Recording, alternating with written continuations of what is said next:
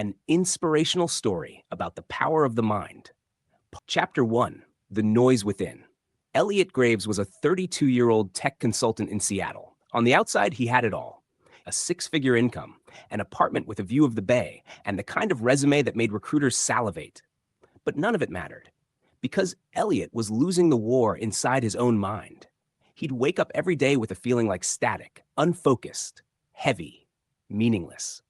He'd stare at the mirror, brushing his teeth, unable to recognize the man who once dreamed of building his own company. Instead, he'd accepted a life of stability over soul. His mind wasn't broken. It was buried under expectations, fear, comfort, and old wounds. His therapist once said, "You're not lazy, Elliot. You're misaligned." But Elliot didn't know what alignment felt like anymore. Chapter 2, The Wrong Race. His boss at the consulting firm, Paul Chandler, was a poster boy for corporate success: slick, calculating, always closing. During a quarterly meeting, Paul looked Elliot dead in the eye and said, "You've got potential, but if you're not willing to bleed for this job, someone else will." That line echoed in Elliot's head for weeks. Was he supposed to bleed for a job he didn't even believe in? He was working 60-hour weeks, flying coast to coast, and for what? A performance bonus? A shallow pat on the back during team dinners? Elliot wasn't lazy. He was exhausted from running the wrong race. At night, he found himself on YouTube watching mindset videos: David Goggins, Simon Sinek, Jocko Willink. But inspiration faded by morning. His alarm clock became his enemy. He knew something had to change, but he didn't know how. Chapter 3, The Mind Gym. The shift began on a rainy Tuesday, oddly enough. Elliot had missed his flight from San Francisco. He was tired, irritable, and ended up at a bookstore near the airport while waiting for the next one. There, a small navy blue book caught his eye: The Unseen Battle: Rewiring the Mind for Purpose, by Kai Mercer. He flipped through the pages. Your thoughts are architects of your future, and most people are living in buildings they didn't design. Something clicked. He bought the book and read it cover to cover during the flight. Kai Mercer spoke about the Mind Gym, a 90-day mental training program to rebuild discipline, reprogram negative beliefs, and install empowering habits. No fluff, just structure and commitment. That night, in his Seattle apartment, Elliot sat at his desk and wrote, "Day 1, I am not my excuses." He taped it on his wall. A war was about to begin. But this time, Elliot chose to fight. Chapter 4, Resistance and Rituals. The first week was brutal. Elliot committed to waking at 5:30 a.m., journaling for 15 minutes, 30 minutes of cardio, then an ice-cold shower, followed by visualization. His body screamed. His mind begged him to stop. "You're too tired. This isn't you." You've failed before. Nobody cares. But Elliot had read something else in Kai's book. If the voices in your head don't change, neither will your life. So he fought back. Instead of "I'm tired," he said, "I'm growing." Instead of "I'm not built for this," he said, "I'm building myself." By day 9, something started to shift. He felt clearer. His meetings at work became sharper. He spoke with more conviction. Colleagues noticed. "You seem different," said Tara, a senior analyst. Elliot smiled. He was becoming who he was meant to be. Not perfect, but present. Chapter 5, The Story You Tell. On day 18, Elliot received a call from his mother. "Your cousin Nick passed away. Car accident." He was only 27. Elliot hadn't spoken to Nick in years, but the news hit him like a freight train. Nick was wild, free, and lived on his own terms. Elliot remembered summer nights with him, dreaming of startups, road trips, and making an impact. The funeral was quiet. Elliot stood beside the casket and whispered, "I'm sorry, Nick. I buried more than just dreams." Back in Seattle, Elliot broke. He didn't get out of bed for 2 days. The old thoughts returned like wolves. "You're not strong. You're wasting your life. You'll never break free." But on the third morning, he opened Kai Mercer's book and read, "Change the story you tell yourself. Your mind obeys your narration." So he wrote a new story in his journal. "I am not my past. I am a creator. Every setback is a setup. I will live awake." And just like that, the war resumed. But now, Elliot had armor. Part 1 end. Continue? Chapter 6, The Rule of One. On day 22, Elliot had a realization during his morning walk. He couldn't change his entire life overnight. But maybe he didn't need to. Back in his apartment, he opened a blank page in his notebook and wrote at the top, The rule of one. Below it, he scribbled, one focus, 1 hour daily, one win every day, one version of me, the real one. He decided that for the next 60 days, he'd dedicate 1 focused hour daily to building the project he had buried for 5 years. A mental health app that blended technology with personal growth, like Duolingo but for mindset. He named it Climb. No investors, no fancy office, just his laptop, his brain, and a vision. That evening, instead of binging Netflix, Elliot opened Figma and started sketching wireframes. 1 hour, one win. That was enough. Chapter 7. The Inner Critic. Building Climb wasn't just technical, it was emotional warfare. By day 28, Elliot found himself drowning in imposter syndrome. You're not a founder. You don't know code. Someone else is already doing this. You'll fail again. These weren't strangers' voices. They were echoes from his past. The college professor who told him to just get a safe job. The ex who called his dreams naive. Even Paul, his boss, always reminding him that ideas don't pay bills. One night, while staring at his half-finished prototype, Elliot slammed his laptop shut. But then he did something different. He took a Post-it note and wrote, "This is fear talking, not truth." He stuck it on the screen and opened the laptop again. The voice in his head hadn't gone silent, but now he had a louder one, his why. Chapter 8. Breaking the Loop. Day 31. Elliot quit caffeine cold turkey. His therapist had suggested it after he described frequent crashes and mood swings. The withdrawal was rough. Headaches, fatigue, irritability. But beneath the discomfort, Elliot noticed something. His mind was recalibrating. He started replacing coffee with water, evening work with a walk, and constant stimulation with deliberate silence. He deleted Instagram, set screen time limits, and returned to reading, actual books, not just LinkedIn quotes. He began meditating 10 minutes a day using the Calm app.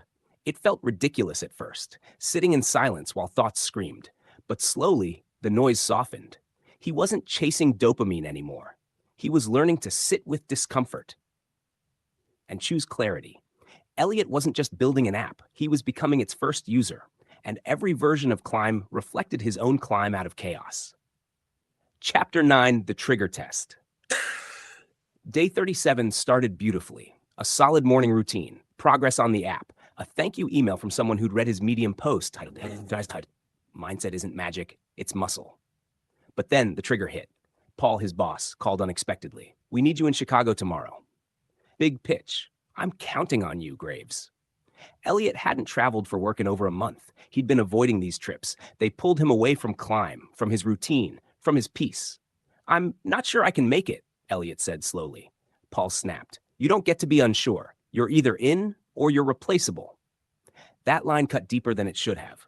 All day, Elliot wrestled with it. Replaceable. The very word haunted him, made him feel small. But that night, he opened his journal and wrote, "If someone can't respect my priorities, they can't direct my life." He emailed Paul and said no. And just like that, a chain was broken. Chapter 10. Micro Wins and Momentum. Elliot was now on day 43 of his mental transformation. Climb had its first clickable prototype. He'd reached out to 3 developers on Upwork. One responded with interest. He was now holding Zoom calls in the evening, pitching his idea with passion he hadn't felt in years. He wasn't there yet. He had no users, no funding, no PR, but he had something far more powerful: momentum.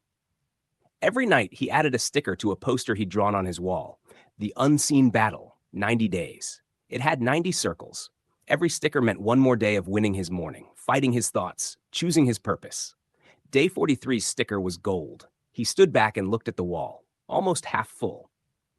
For the first time in his adult life, Elliot whispered aloud, "I trust myself." Chapter 11. The Mirror Talk. Day 50. Elliot stood in front of his mirror, shirtless, tired, vulnerable. He hadn't done this since college, stared at himself without judgment, without filters, without performance, just the raw human being underneath the roles. He looked into his own eyes and said, "You're not broken, you're just becoming." His voice cracked. There was no audience, no camera, no applause, only truth. The man in the mirror wasn't just Elliot the consultant or Elliot the startup dreamer. He was Elliot the warrior. Someone who had gone into battle against his own mind and kept showing up. That night, he cried, not from sadness, But from release, he didn't hate himself anymore. That alone felt like freedom. Chapter 12, The Curveball. Day 54 hit like a freight train. Elliot got a call from his sister Mia. Their dad had suffered a minor stroke. He was recovering, but it was serious. Elliot flew to Portland the next day. Hospital rooms, IVs, tense silence. All the momentum he'd built came to a halt. He wanted to escape back into hustle, into the comfort of progress. But this was life, raw and unscheduled. He sat by his dad's bed, watching the man who once scolded him for quitting piano, now too weak to lift his fork. His dad whispered, "I was hard on you. Thought pressure built diamonds. Maybe I was wrong."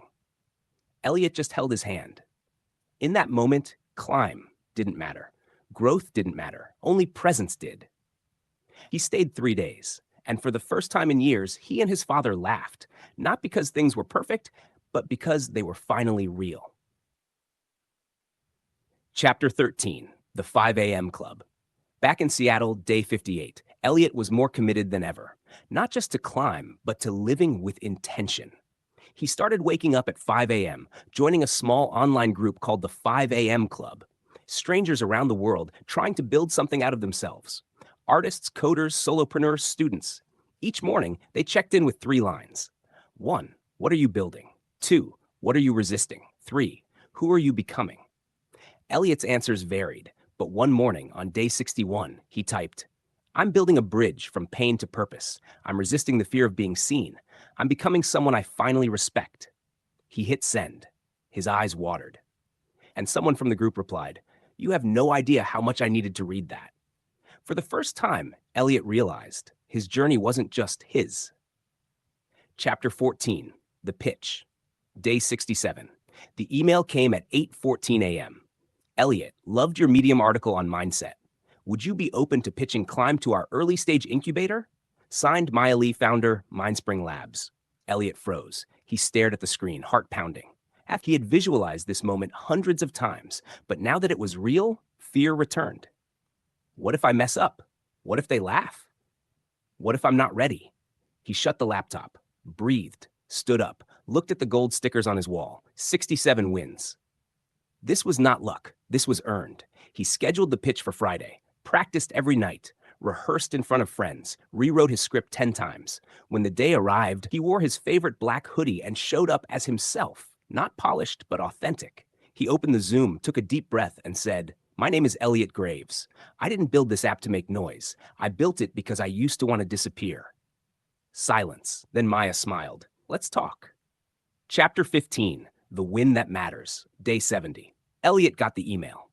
Climb was accepted. $30,000 seed funding. Access to mentors. 6-month runway. I had to pay. He stared at the screen for minutes. Then he shut his laptop and didn't scream, didn't run around, didn't post it online. Instead, he grabbed his shoes and went for a walk.